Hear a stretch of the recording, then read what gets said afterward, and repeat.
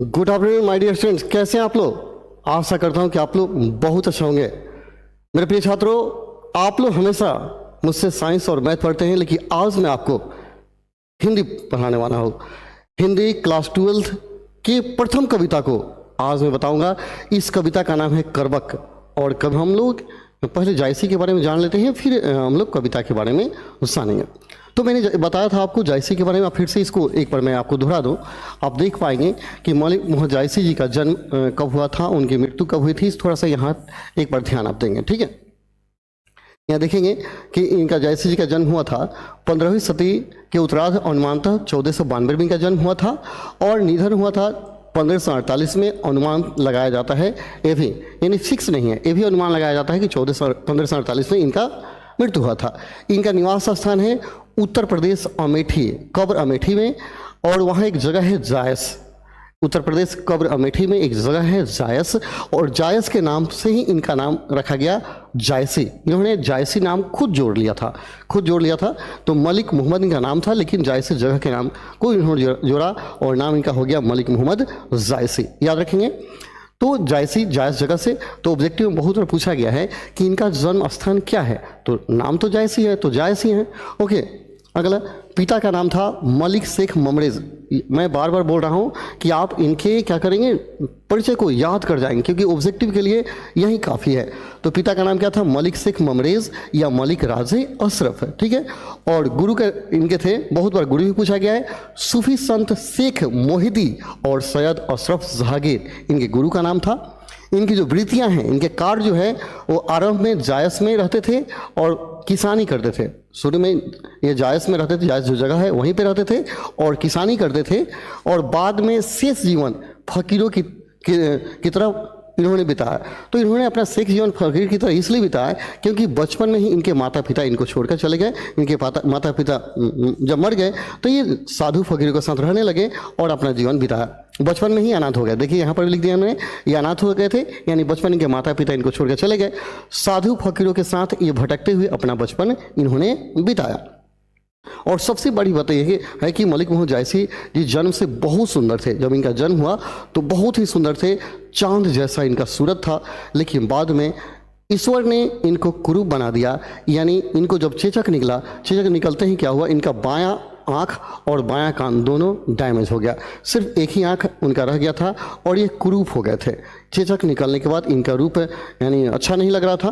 तो चेचक के बाद तो वहीं यहाँ मैंने लिख दिया, आप देख पाएंगे। यहाँ देखिएगा, व्यक्तित्व क्या है, चेचक के कारण रूपहीन तथा बाईं आँख और कान से वंचित रहे। मृदुभाषी थे, मन स्वे और स्वभावतः ये संत है, माने मधुर बोलते थे और स्वभाव से ये संत है, ठीक है। इनकी कृतियाँ कौन कौन सी है, तो पद्मावत है, अखरावट है, आखिरी कलाम है, चित्ररेखा है, कहरनामा है और महरी वायसी मसला या मसलनामा है। खंडित प्रति इनकी भी प्राप्त है। इनकी अलग अलग प्रतियाँ भी प्राप्त है। तो सबसे ज़्यादा यहाँ जो पद्मावत है बहुत ही ज़्यादा पॉपुलर है, जिसको याद रखेंगे पद्मावत। तो पद्मावत से ये जो करबक आपका जो लिया गया है, यह पद्मावत से ही लिया गया है। और आप जानना चाहेंगे पद्मावत आया कहाँ से। तो पद्मावत में जो कहानी है वह कहानी है राजा रतन सेन। याद रहे, जो पद्मावत मैंने कहा, इस पद्मावत में कहानी है राजा रतन सेन। ये रतन सेन कहाँ के थे, ये राजा रतन सेन आप याद रखें, ये चित्तौड़गढ़ के थे नरेश, चित्तौड़गढ़ के नरेश राजा रतन सेन और सिंहल द्वीप की राजकुमारी पद्मावती, इन दोनों के प्रेम कथा को लिखा गया है। किसमें, पद्मावत में। किनके बारे में, राजा रतन सेन यानी और सिंहल द्वीप की राजकुमारी पद्मावती के प्रेम कथा को पद्मावत में लिखा गया है। फिर अखरावट है, आखिरी कलाम है, चित्ररेखा है, करनामा, ये सब याद रखेंगे। इसके अतिरिक्त चंपावत, होलीनामा, इतरावत आदि कृतियाँ भी उल्लेख में आती है। इसके सिवा और सारी कृतियाँ हैं जो उल्लेख में आती है, लेकिन मुख्य रूप से जो कृतियाँ हैं उसको आप याद रखेंगे। तो आपने क्या समझा कि जो करबक है इनकी रचना कौन की है, मलिक मोहम्मद जायसी। इनका जन्म कब हुआ था, तो 1492 में अनुमान लगाया जाता है। मृत्यु कब हुआ था, तो 1548 में अनुमान लगाया जाता है। और जन्म स्थान कहाँ है, तो उत्तर प्रदेश के जायस नामक जगह पर इनका जन्म हुआ था। इस कारण से इनका नाम क्या हो गया, मलिक मोहम्मद जायसी हो गया। जगह के नाम से इनके नाम को फेमस किया गया है, यानी अपने नाम को रखे हुए हैं। तो इसको आप याद रखेंगे कि इनका जन्म कहाँ हुआ, कहाँ मृत्यु हुआ, और सबसे पॉपुलर जो कृतियाँ हैं वो क्या है, पद्मावत। और मैं बता दूं, जो आपका करवक है, करवक का मतलब क्या हो, छोटे छोटे शब्दों को जोड़कर बड़ा बनाना, करवक का मतलब ही होता है, जिसे हम लोग पढ़ने जा रहे हैं। तो करवक हम लोग पढ़ेंगे। उन्होंने, मलिक मोहम्मद जायसी ने छोटे शब्दों को जोड़कर एक कविता का रूप धारण कर दिया है। कैसे उन्होंने धारण किया है, इसमें आप लोग पढ़ेंगे। तो मैं फिर से कह दूं, पद्मावत में क्या था, पद्मावत में क्या है, तो राजा रत्न सेन, राजा रत्न सेन कहाँ के हैं, चित्तौड़गढ़, चित्तौड़गढ़ के राजकुमार रत्न सेन और सिहल द्वीप की महारानी कौन, पद्मावती के प्रेम कथा को पद्मावत में लिखा गया है। वहीं प्रेम कथा का कुछ अंश आपके करवक में दिए गए हैं। प्रथम करवक में पद्मावत के प्रथम भाग को से लिया गया है और अंतिम भाग से दूसरा करवक लिया गया है। इन दोनों करवक आपके पद्मावत जो किताब है उसी से लिए गए हैं। इसी के बारे में हम लोग आज पढ़ने वाले। तो सारी बातें जो मैं बताई उसको याद रखेंगे, यही आपके ऑब्जेक्टिव में पूछे जाते हैं। ठीक है, चलिए हम लोग कविता को शुरू करते हैं। बहुत ही बेहतर ढंग से हम लोग पढ़ेंगे, मज़ा आ जाएगा। ओके, तो बहुत सारे लोग जुड़े हुए हैं, बहुत बढ़िया। चलिए हम लोग देखते हैं कविता को। तो बहुत सारी बात आप जान गए होंगे, कविता आपके सामने है। दोस्तों, जब भी कविता आप पढ़िएगा तो कविता पढ़ते समय चाहे कोई कविता हो, आप लय में पढ़ेंगे। जैसे हनुमान चालीसा पढ़ा जाता है ना, चालीसा की तरह पढ़िए, तब मज़ा आएगा। जैसे कैसे पढ़ेंगे इसको, पहले पढ़ना तो सीख लीजिए। इसे पढ़ेंगे, एक नैन कवि मोहम्मद गुनी, सोई भी मोहा जय कवि सुनी, चांद जैस जग विधि अवतारा, दीन कलंक किन्ह उजियारा, जग सूझा एक ही नैना, उआ सुख अस नख तन महा, जो लही अम्बही डाब न होई, तो लही सुगंध बसाई न सोई, किन्ह समुद्र पानी जो खारा, तो अति भवहु असूझ अपारा, जो सुमेरु त्रिशूल विनाशा, भा कंचन गिरी आगे आकाशा, जो लही घड़ी कलंक न पारा, कांच होई नहीं कंचन खरा, एक नैन जस दर्पण, एक नैन जस दर्पण, औते ही निर्मल भाव, सब रूपवंत गही मुख, जो वहीं कई चाहो। तो इस तरह मैंने कोशिश किया लय में पढ़ने के लिए, लेकिन आप लय में ही पढ़ेंगे। कविता को लय में पढ़ने पर ही क्या होता है, पता चलता है क्या इसका मतलब होगा। अब हम लोग एक एक लाइन को देखेंगे बहुत ही सुंदर ढंग से। चलिए तो देखते हैं। यहाँ सबसे प्रथम लाइन में कवि क्या कहते हैं, ये प्रथम पद है उनका, प्रथम करवक है। प्रथम करवक कहा जाए, ज़्यादा बेटर है, पद ना कहा करें, इसको करवक कहेंगे। तो प्रथम लाइन में कहते हैं, एक नैन कवि मोहम्मद गुनी। मैंने पहले ही बता दिया है कि मलिक मोहम्मद जायसी पहले बहुत जन्म से बहुत सुंदर थे, लेकिन उनको जब चेचक निकला तो चेचक निकलते ही वे कुरूप हो गए थे। चेचक यानी मैया जो जब निकली तो कुरूप हो गए थे, और बायां कान बायां आँख उनका खत्म हो गया था, और देखने में भी वे कुरूप लग रहे थे। ठीक है, तो यहाँ कुरूप हो जाने का मतलब ये नहीं कि उनका गुण खत्म हो गया था। आज आप चांद को देखिए, चांद इतना सुंदर है फिर भी उसमें दाग है। मतलब जिसमें दाग है वो कुछ करके दिखाता है। ईश्वर ने अगर आपको कलंक दिया तो चमकने के लिए दिया, आप चमको। तो वहीं इसमें कह रहे हैं, एक नैन कवि मोहम्मद गुनी, यानी बोल रहे हैं कि एक नैन कवि मोहम्मद गुनी, यानी बोल रहे हैं कि मेरा एक ही नैन है, लेकिन कवि जो मोहम्मद है वे क्या है, गुणवान है, गुणी हैं। दो नैन की जरूरत नहीं है, एक ही नैन है, फिर भी वो गुणवान है। कहते सोई विमोहा जय कवि सुना, सोई विमोहा जय कवि सुना, जिसने कवि को सुना, जिसने कवि को सुना वही विमोह में, इनके मोह में पड़ गया, इनके प्रेम में पड़ गया, प्रेम में पड़ गया। चांद जैस जग विधि अवतारा, कहता चांद जैस मन चांद के जैसा, जग जग मन संसार, विधि माने भगवान ऊपर वाले ने, विधि अवतारा इनको अवतार दिया, चांद के जैसा जग ने इनको अवतार दिया। इसका देखिए कुछ लोग ऐसे हैं जो अलग ही अर्थ निकालते हैं, लेकिन आप जो शाब्दिक अर्थ है उसको जानिए। कह रहे चांद जैस जग विधि अवतारा, इस जग ने चांद के जैसा अवतार दिया, इनको बनाया। दीन कलंक किन्ह उजियारा, और उनको कलंक दे दिया। कलंक क्या दिया कि उनको जैसे ही क्या निकला, चेचक निकला तो उनके आँख और कान गायब हो गए, वे कुरूप हो गए, उनको कलंक दे दिया, फिर भी उजियारा। आज आप देखिएगा पूरे संसार में प्रकाश में रहे, पूरा संसार इनको याद करता है, पूरा संसार, पूरे संसार को प्रकाशित किए हुए हैं, यानी प्रकाश दे रहे हैं। दीन कलंक, कलंक दिया गया, किन्ह उजियारा, फिर भी इन्होंने क्या किया, अपने आप को पूरे संसार में प्रकाश में रखा है, प्रकाश में वो रखा है। फिर से पढ़िए, चांद जैसे जग विधि अवतारा, विधि ने संसार ने चांद जैसा इनको अवतार दिया। दीन कलंक कलंक दिया, कीन उजियारा, फिर भी ये पूरे संसार में उजियारे प्रकाशमान रहे। अगला है, जग सूझा एक ही नैना, पूरे संसार से, जग माने क्या हुआ, संसार, सूझा माने समझ गए, एक ही नैना, एक ही आंख से इन्होंने पूरे संसार को समझ गया।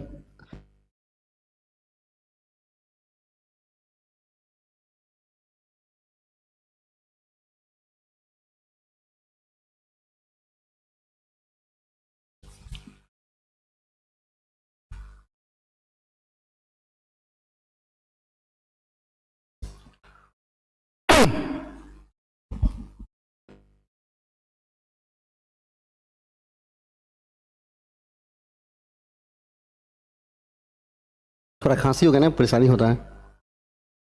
ओके, देखिए फिर यहाँ अगले लाइन में कहता है, जग सूझा एक ही नैना, कवि बोल रहे हैं कि एक ही नैन से पूरे संसार को मैंने समझ लिया, देख लिया। हुआ जैसे हुआ सुख अस नखतन महा, हुआ सुख अस नखतन महा, जैसे उगता है ना शुक्वा, देखिएगा शुक्र तारा होता है ना, शुक्र जैसे वो उगता है ना, तो पूरे नखतन में, पूरे नक्षत्र में क्या होता है, उसी की महिमा गाई जाती है, उसी को देखा जाता है। यानी पूरे नक्षत्र में एक शुक्वा ही दिखाई देता है, वो वहीं दिखता है। तो शुक्वा की तरह मैंने एक आंख से पूरे संसार को समझ लिया, संसार को जान गया। फिर कहते हैं, जौ लही अम्ब ही डाब न होई, जौ यानी जब तक, लही अम्ब ही डाब न होई, जब तक अम्ब माने आम में, डाब माने उसमें क्या होता है, जब तक दाग नहीं लगता है, आम में जब तक दाग नहीं लगता। कभी देखिएगा बहुत सारा आम फड़ा होता है ना, तो आम पर क्या होता है, चोप लग जाता है ना, तो लोग कहते हैं कोयल इसको मार दिया ना, तो क्या होता है उस वहाँ सड़ जाता है। तो देखिएगा उसमें क्या होता है, सुगंध आता है, बहुत अच्छा महकता है। ठीक है, यानी कहने का अर्थ है जब आम में दाग हो जाता है तो महकने लगता है। तो वहीं कभी बोल रहे हैं, जो लही अम्ब ही डाब न होई, जब तक आम में दाग नहीं होगा, तो लही सुगंध बसाई न सोई, तो लही सुगंध बसाई न सोई, तब तक उसका सुगंध फैलेगा नहीं, उसका सुगंध सबको आएगा नहीं। फिर कहते हैं, किन्ह समुद्र पानी जो खारा, जो समुद्र है उसका पानी क्या है, पूरा खारा है। समुद्र का पानी क्या होता है, चाहे समुद्र का पानी खारा ही क्यों है, तो अति भाव हूँ असूझ अपारा, और वह क्या है, आज असूझ और अपार है। कहने का मतलब है पानी इतना असूझ और अपार है, भले ही खड़ा क्यों है लेकिन वो असूझ अपार है, उसको आप समझ नहीं पाएंगे। ठीक है, तो अति भावहूँ असूझ अपारा, जब खड़ा है इसी वजह से तो क्या असूझ और अपार है, अगर वो खड़ा नहीं होता तो असूझ अपार होता ही नहीं, लोग उसको समझ जाते। कहता है, जौ सिमेरु त्रिशूल विनाशा। अब देखिए, जौ सिमेरु त्रिशूल विनाशा, जो सिमेरु पर्वत था उसको शंकर भगवान ने क्या किया, त्रिशूल चलाकर सोचा कि उसको विनाश कर दें, उसको बर्बाद कर दें। लेकिन जैसे ही शंकर भगवान का त्रिशूल उस सुमेरु पर्वत का लगता है तो उस त्रिशूल को स्पर्श करते ही सुमेरु पर्वत क्या होता है, बहुत बड़ा हो जाता है और सोने का बन जाता है। यानी कहने का उसको कलंक देने के लिए भगवान ने सोचा, लेकिन कलंक को लेकर के भगवान का स्पर्श पा करके वह क्या होता है, पूरा कंचन का हो जाता है, सोना का हो जाता है और आसमान को छूने लगता है। यानी कहने का अर्थ है, ईश्वर आपने अगर कलंक दिया है तो कहीं कुछ और देखना चाहता है, आपको और कुछ बनाना चाहता है। तो वहीं यहाँ देखिए, कहते हैं, जो सुमेरु त्रिशूल विनाशा, जैसे ही भगवान ने त्रिशूल से सुमेरु पर्वत को विनाश करना चाहा, भा माने हो गया, कंचन गिरी आग आकाशा, वह कंचन का हो गया और आग आकाशा, और आकाश को छूने लगा, आकाश को छूने लगा। जो लही घड़ी कलंक ना पड़ा, जब तक घड़े को तपाया नहीं जाता है, कांच होई नहीं कंचन काड़ा, तब तक कांच का और कंचन का कड़ा नहीं बनता है, उस सोने का कड़ा नहीं बनेगा। जब तक उसको आग में हम तपाएंगे नहीं तब तक उसका कड़ा नहीं बनेगा। कहने का मतलब है, जब तक आप खुद को नहीं तपाइएगा तब तक आप कुछ करने वाले नहीं हैं। फिर देखिए आगे लाइन में कहता है, एक नैन जस दर्पण औते ही निर्मल भाव, सब रूपवंत गही मुखे जो वहीं कई चाओ। कहते एक नैन जस दर्पण, मेरे पास एक ही नैन है लेकिन दर्पण के समान है। अब देखते हैं दर्पण कितना निर्मल होता है, सबका वही दिखाता है जो आप में है, सच्चाई दिखाता है। तो वही बोलते हैं, एक नैन जस दर्पण, मेरा एक नैन है लेकिन दर्पण जैसा है, आते ही निर्मल भाव, और बिल्कुल निर्मल है, वो निर्मल है। सब रूपवंत गही मुख, और सारे रूपवान लोग मेरा मुंह जो होते हैं कई चाओ, ताकि मैं दर्शन दूं, मेरा मुंह वो देख पाए। तो यहाँ प्रथम जो भाग है करबक का खत्म हो जाता है। और आशा करता हूँ कि आपको समझ में आ रहा होगा, और कहीं डाउट होगा तो बोलिएगा। और इस कविता में डाउट नहीं होना चाहिए, मेरा आशा है कि आपको समझ में आ रहा हो। कमेंट करेंगे, अगर आपको अच्छा लगता है तो एक थंब का जरूर कमेंट में आना चाहिए। मैं देखना चाहता हूँ कितने लोगों को मेरा पढ़ाया करबक समझ में आ रहा है। ओके ओके, एक थंब प्रेशर होना चाहिए। चलिए, तो इस करबक में आपने क्या समझा कि कवि मोहम्मद जायसी क्या है, शुरू से विकलांग नहीं है, शुरू से उनका आँख और कान क्या है गड़बड़ नहीं था, बहुत सुंदर थे, लेकिन बाद में क्या वो कुरूप हो जाते हैं और अपने रूप की बखान करते हैं। कहते हैं कि जो रूपवंत हैं अगर उनमें गुण नहीं है तो वो बेकार हैं। मैं रूपवंत नहीं हूँ फिर भी गुणवान हूँ, पूरे संसार को उस शुक्र की तरह क्या करता हूँ, प्रकाश देता हूँ। ठीक है, तो यहाँ कवि अपनी तुलना किन किन से की है आप इसमें आपने देखा। चलिए अगले करबक को हम लोग देखते हैं। यह बहुत ही मज़ेदार है, आप यहाँ देख सकते हैं, यह जायसी जी हैं और ये महारानी पद्मावती हैं। बहुत सुंदर है महारानी पद्मावती, रियल में बहुत सुंदर है, जो सिंहलदीप की राजकुमारी है। और इस राजकुमारी से राजा रत्न सेन को प्यार हो जाता है और उस प्रेम की बखान पद्मावती नामक किताब में, पद्मावत नामक किताब में की गई है। और उसी का सेकेंड अंश है यह आपका दूसरा करबक, जिसमें प्रेम की गाथा को मलिक मोहम्मद जायसी ने प्रस्तुत किया है। तो मैं आपको बता दूं, जब भी आप कविता पढ़िएगा तो किस तरह पढ़िएगा, हनुमान चालीसा की तरह पढ़िएगा। चलिए एक बार पढ़ के दिखाते हैं कैसे पढ़ते हैं। तो इसे पढ़ेंगे, जैसे देखिए मज़ा आना चाहिए। मोहम्मद यही कभी जोड़ी सुनावा, सुना जो प्रेम पीर गावा, जोड़ी लाई रकत के लिए गाढ़े प्रीत नंजल भई, ओ मन जागे कवित असकिन्हा, मको यह रहे जगत महचिन्हा, कहाँ सो रतन सेनी अस राजा, कहाँ सुवासी बुधि उपराजा, कहाँ अलाउद्दीन सुल्तानु, कहाँ राघोजय किन्ह बखानु, कह स्वरूप पद्मावती रानी, कोई न रहा जग रही कहानी, धनी सो पुरुष जस किरित जासु, फूल मरे पर मरे न बासु, कोई न जगत जस बेचा, कोई न लिह जग मोल, जो यह पढ़े कहानी हम सुमरे दोई बोल। तो हमने कोशिश किया लय में बताने के लिए, हो सकता है हमको गाना नहीं गाने आता है तो ज़्यादा लय तो नहीं आया, लेकिन आप कोशिश करेंगे लय में इसको गाने के लिए, तब जाके मज़ा आएगा। ठीक है, तो आप लोग कोशिश करेंगे इसको लय में गाएं। ठीक है, जब भी गाएं लय में गाएं, मज़ा आएगा। ठीक है, अब एक एक लाइन को हम लोग देखने की कोशिश करेंगे, एक एक लाइन को समझेंगे। ठीक है, देखिए प्रथम लाइन को आप देखेंगे। प्रथम लाइन कहते हैं कभी, हमने क्या बताया, यह क्या है, पद्मावत का अंतिम छंद है, अंतिम भाग से लिया गया है। ठीक है, जिसमें उनके प्रेम की बखान की गई है। ठीक है, इसमें कहते हैं मोहम्मद जायसी कहते हैं, मोहम्मद यही कभी जोड़ी सुनावा, यानी ये जो कविता लिया गया है, कहते हैं कि मैंने जोड़ जोड़ कर सुना रहा हूँ, एक एक पद को जोड़ कर आपको सुना रहा हूँ। सुनिए क्या सुना रहा हूँ, मोहम्मद यही कभी जोड़ी सुनावा, सुना जो प्रेम पीर गावा, सुना जो प्रेम पीर गावा, जिसने सुना वही अपने प्रेम का पीर गाने लगा। आज मोहम्मद जी क्या करते हैं, उस प्रेम का बखान कर रहे हैं, आपको सुना रहे हैं, लेकिन जिसने सुना अपने प्रेम को याद करने लगा, अपने प्रेम के पीड़ा को याद करने लगा, वो महसूस करने लगा कि प्रेम में आखिर पीड़ा कितनी होती है। देखिए कितनी पीड़ा होती है, वो मोहम्मद जायसी आपको बताएंगे।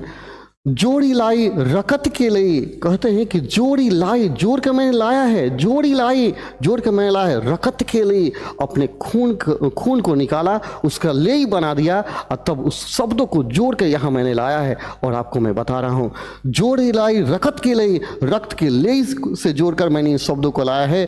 गाढ़ी प्रीत नैन जल भई, गाढ़ी प्रीत नैन जल भई, यह प्रीत, यह प्रेम इतना गहरा है कि यह जल जो है ये भी गाढ़ा हो गया है, नैन का जल भी क्या हो गया है, उस प्रेम में, उस प्रीत में गाढ़ा हो गया है। यानी कहने रोते रोते आंसू भी जम गए हैं, इतना प्रेम का पागल है कौन, पद्मावती और रतन सेन।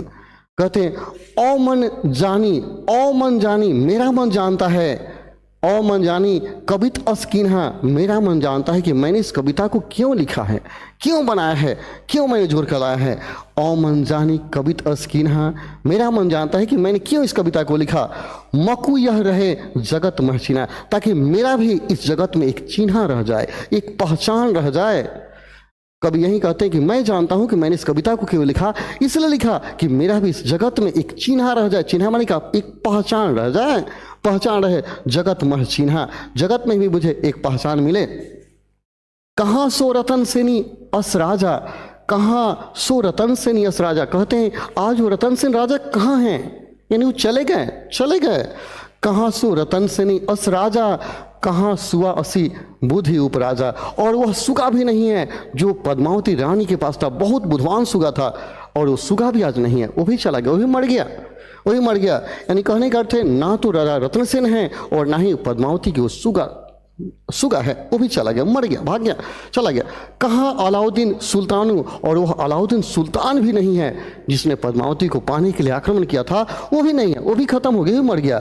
कहाँ राघव जय कीन्ह बखानू, और वह राघव भी नहीं रहा जो इनका बखान करता था, इनके प्रेम का, इनके सुंदरता का बखान करता था, आज वो भी राघव नहीं है जिसका मैं बखानूं। फिर कहते हैं कहाँ स्वरूप पद्मावती रानी, अब वो स्वरूपा माने कहने करते जो जितनी रूपवंत रानी थी आज वो भी नहीं है। कहाँ स्वरूप रूपवंती रानी, वो रूपवंती रानी भी कहाँ है। कोई न रहा जग रही कहानी, यानी कोई नहीं रहा, सिर्फ इस जग में क्या रह गई, उनकी कहानियां रह गई। कोई न रहा जग रही कहानी, यानी कभी कहते हैं कि आज मैं इस कविता को रचना क्यों किया, मैं जानता हूँ, मैंने इसलिए रचा कि मेरी भी कहानी इस जगत में रह जाए, मेरा भी एक चिन्ह रह जाए, मेरा भी एक पहचान रह जाए, पहचान। कभी कहते हैं कि आज ना तो रत्नसेन है, आज ना तो वो सुगा है, और ना ही वो अलाउद्दीन है, ना ही राघव है, ना ही पद्मावती रानी है, सिर्फ उनकी कहानी है, सिर्फ उनकी क्या है, कहानी है। अतः आप भी अमर होना चाहते हैं तो अपनी कहानियां बनाइए ताकि आपकी कहानियां यहाँ रह जाए। यानी कोई यहाँ रहने वाला नहीं है, कोई यहाँ रहने वाला नहीं है। ओके, कोई कमेंट कर रहे हैं, बहुत बढ़िया। कार राधे राधे चाहिए ना, क्या क्या बोल रहे हैं। ओके ओके, बोलिएगा जो भी हो।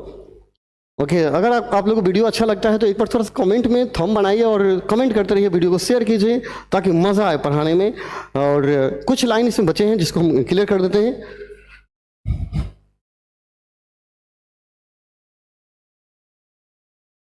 ओके ओके, बहुत बढ़िया कमेंट।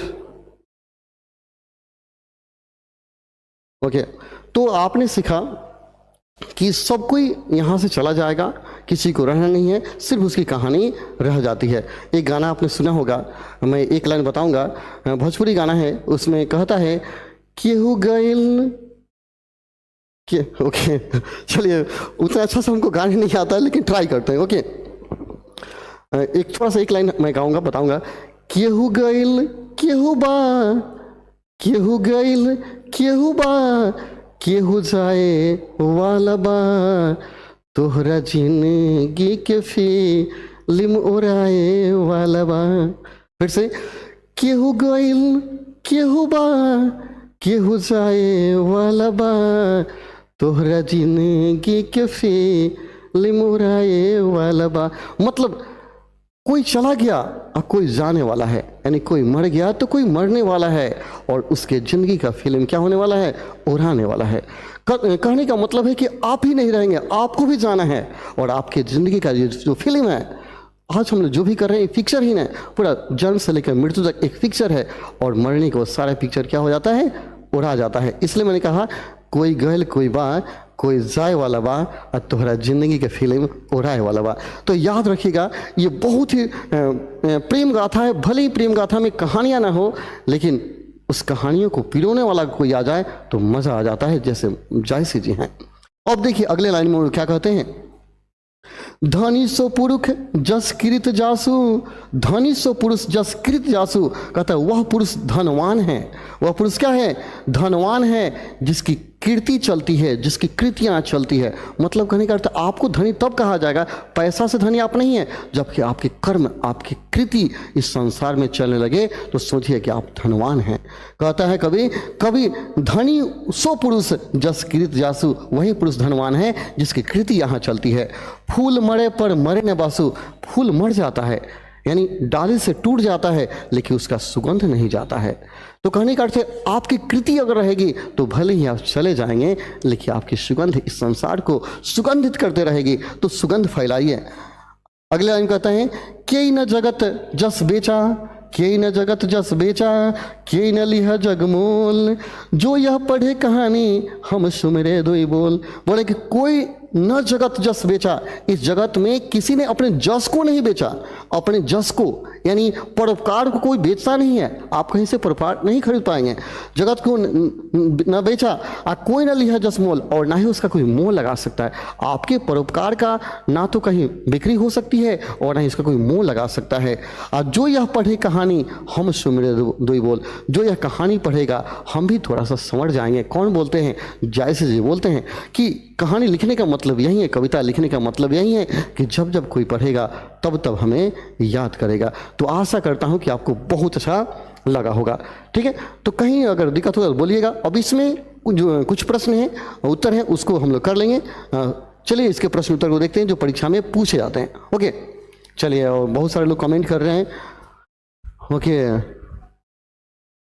विपिन कुमार हैं, रितु शर्मा, बहुत बढ़िया बहुत बढ़िया। चलिए, तो इसके क्वेश्चन को देखिएगा जो आपके परीक्षा में पूछे जाते हैं, उसको हम लोग ध्यान में रखेंगे। देखिए, सबसे पहले आपके सामने क्वेश्चन है, कवि ने अपनी एक आंख की तुलना दर्पण से क्यों की है? कवि ने अपनी एक आंख की तुलना दर्पण से, उसे हमने चर्चा किया था ना। कवि कहता है कि मेरा आंख क्या है, दर्पण के जैसा है और बिल्कुल पवित्र है, क्यों की है? तो देखिए आंसर मैंने लिखा है, उत्तर कहता महाकवि जायसी ने अपनी एक आंख की तुलना दर्पण से इसलिए की है क्योंकि दर्पण जिस प्रकार स्वच्छ और निर्मल होता है, ठीक उसी प्रकार कवि की आंख है। एंड दर्पण के जैसा ही कवि की क्या है? आंख है। कोई व्यक्ति अपनी छवि जिस प्रकार साफ एवं स्पष्ट रूप से दर्पण में देख पाता है, ठीक है उसी प्रकार कवि की आंख भी स्वच्छता और पारदर्शिता का प्रतीक है। एक आंख से अंधा होकर भी कवि काव्य प्रतिभा से युक्त है, अतः वह पूजनीय है, वंदनीय है। कवि अपनी निर्मल वाणी द्वारा सारे जन मानस को प्रभावित करता है, जिसके कारण सभी लोग कवि की प्रशंसा करते हैं और नमन करते हैं। जैसी छवि वैसा ही प्रतिबिंब दर्पण में उभरता है, ठीक उसी प्रकार कवि की निर्मलता और लोक कल्याणकारी भावना उनकी कविताओं में दृष्टिगत होती है। तो इसी कारण से कवि ने अपने एक आंख की तुलना दर्पण से की है। आप इसका स्क्रीनशॉट ले लेंगे और इसको याद कर जाएंगे। ठीक है, चलिए, कहीं दिक्कत होगा तो बोलिएगा। ओके, अभी विपिन को ना बोलते हैं, मनु का है, पता नहीं क्या क्या बोल रहे हैं विपिन जी। ओके, आगे देखेंगे। दूसरा क्वेश्चन है, पहले करबक में कलंक, कांच और कंचन से क्या तात्पर्य है? कलंक, कांच और कंचन से क्या तात्पर्य है पहले करबक में? तो देखिए मैंने लिख दिया है, आप देख लेंगे। अपनी कविताओं में कवि ने कलंक, कांच और कंचन आदि शब्दों का प्रयोग किया है। इन शब्दों की कविताओं में अपनी अलग अलग विशेषताएं हैं। कवि ने इन शब्दों के माध्यम से अपने विचारों को अभिव्यक्ति देने का कार्य किया है। जिस प्रकार काले धब्बे के कारण चंद्रमा कलंकित हो गया, फिर भी अपनी प्रभा से जग को आलोकित करने का काम किया। जिस प्रभा के आगे चंद्रमा का काला धब्बा ओझल हो जाता है, ठीक उसी प्रकार गुणीजन की कृतियों के सामने उनके एकाध दोष लोगों की नज़र से ओझल हो जाते हैं। कंचन शब्द के प्रयोग करने के पीछे कवि की धारणा है कि जिस प्रकार शिव त्रिशूल द्वारा नष्ट किए जाने पर सुमेरु पर्वत सोने का हो गया, ठीक उसी प्रकार सज्जनों के संगति से दुर्जन भी श्रेष्ठ मानव बन जाते हैं। संपर्क और संसर्ग में ही यह गुण निहित है, लेकिन पात्रता भी अनिवार्य है। यहाँ भी कवि ने गुण कर्म की विशेषता का वर्णन किया है। कांच शब्द की सार्थकता भी कवि ने अपनी कविताओं में स्पष्ट करने की चेष्टा की है। बिना धाड़िया में माने जिसमें सोना गलाया जाता है, मैंने लिख दिया, अर्थ समझ लेंगे। धाड़िया में गलाए कांच असली स्वर्ण रूप को प्राप्त नहीं कर सकता, ठीक उसी प्रकार संसार में किसी मानव को बिना संघर्ष, तपस्या और त्याग के श्रेष्ठता नहीं प्राप्त हो सकती है। तो यही है कलंक, कांच और कंचन का तात्पर्य। तो आप इसका स्क्रीनशॉट लेंगे और इसे भी याद कर लेंगे। ओके। अगला क्वेश्चन आपके सामने है, आप देख पाएंगे। क्वेश्चन है, पहले करवक में व्यंजित जायसी के आत्मविश्वास का परिचय अपने शब्दों में दीजिए। पहले करवक में व्यंजित जायसी के आत्मविश्वास का परिचय अपने शब्दों में दीजिए। आपका आंसर होगा महाकवि। महाकवि जायसी अपनी कुरूपता और एक आंख से अंधे होने पर शोक प्रकट नहीं करते हैं, बल्कि आत्मविश्वास के साथ अपनी काव्य प्रतिभा के बल पर लोकहित की बातें करते हैं। प्राकृतिक प्रतीकों द्वारा जीवन में गुण की महानता की विशेषताओं का वर्णन करते हैं। जिस प्रकार चंद्रमा काले धब्बे के कारण कलंकित तो हो गया, किंतु अपनी प्रभा युक्त आभा से सारे जग को आलोकित करता है, अतः उसका दोष उसके गुण के आगे ओझल हो जाता है। सुमेरु पर्वत की यश गाथा भी शिव त्रिशूल के स्पर्श बिना निरर्थक है। घड़िया में तपाए बिना सोना में निखार नहीं आता। ठीक उसी प्रकार कवि का जीवन भी नेत्रहीनता के कारण दोषा भाव उत्पन्न तो करता है, किंतु उसकी काव्य प्रतिभा के आगे सब कुछ गौण पड़ जाता है। कहने का तात्पर्य यह है कि कवि का नेत्र नक्षत्रों के बीच चमकते हुए शुक्र तारे की तरह है, जिसके काव्य का श्रवण कर सभी जग मोहित हो जाता है। बहुत ही सुंदर मैंने आंसर लिखा है, बहुत ही मजा आएगा। अगर ऐसे आंसर अगर आप परीक्षा में लिखते हैं तो कहीं आधा नंबर काटने की भी गुंजाइश किसी को नहीं होगी, और तो आप ऐसे ही आंसर लिखेंगे, मज़ा आ जाएगा, देखने वाला भी गदगद हो जाएंगे। अगला है आपका क्वेश्चन, देखेंगे। क्वेश्चन है, कवि ने किस रूप में स्वयं को याद रखे जाने की इच्छा व्यक्त की है, उनकी इस इच्छा का मर्म बताएं। देखिए, मैंने कहा है कवि मलिक मोहन जायसी ने अपनी स्मृति के रक्षार्थ जो इच्छा प्रकट की है उसका वर्णन अपनी कविताओं में किया है। कवि का कहना है कि मैंने जानबूझकर संगीतमय काव्य की रचना की है ताकि इस प्रबंध के रूप में संसार में मेरी स्मृति बरकरार रहे। इस काव्य कृति में वर्णित प्रगाढ़ प्रेम स्वरथा नयनों की आश्रुधारा से सिंचित है, यानी कठिन विरह प्रधान काव्य है। दूसरे शब्द में जायसी ने उस कारण का उल्लेख किया है जिससे प्रेरित होकर उन्होंने लौकिक कथा का आध्यात्मिक विरह और कठोर सूफी साधना के सिद्धांतों से परिपुष्ट किया है। इसका कारण उनकी लोकेशन है। उनकी हार्दिक इच्छा है कि संसार में उनकी मृत्यु के बाद उनकी कृति नष्ट न हो। अगर वह केवल लौकिक कथा मात्र लिखते तो उससे उनकी कृति चिरस्थायी नहीं होती। अपनी कृति चिरस्थायी करने के लिए ही उन्होंने पद्मावती की लौकिक कथा को सूफी साधना की आध्यात्मिक पृष्ठभूमि पर प्रतिष्ठित किया है। लोकेशना भी मनुष्य की सबसे प्रमुख वृत्ति है। अंग्रेज कवि मिल्टन ने तो इसे श्रेष्ठ कवि व्यक्ति की अंतिम दुर्बलता कहा है।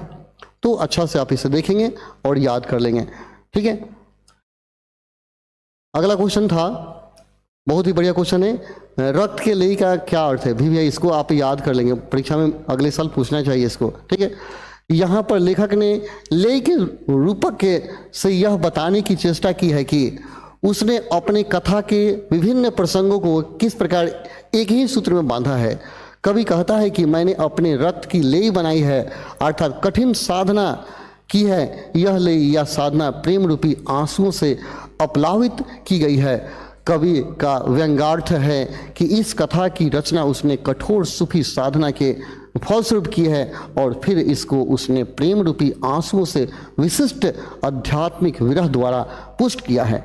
लौकिक कथा को इस प्रकार अलौकिक साधना और आध्यात्मिक विरह से परिपुष्ट करने के कारण ही जायसी ने अपनी काव्य कृति के द्वारा लोक जगत में अमरत्व प्राप्ति की प्रबल इच्छा बताया है। तो ये आपके आंसर हुए रक्त के लेई का क्या तात्पर्य है। इसको अच्छा से एक दो बार स्क्रीनशॉट ले लीजिए, एक दो बार पढ़ेंगे आपको समझ में आ जाएगा। मैं एक बार पढ़ के आपको बताता हूँ, बहुत ज़्यादा कठिन नहीं है।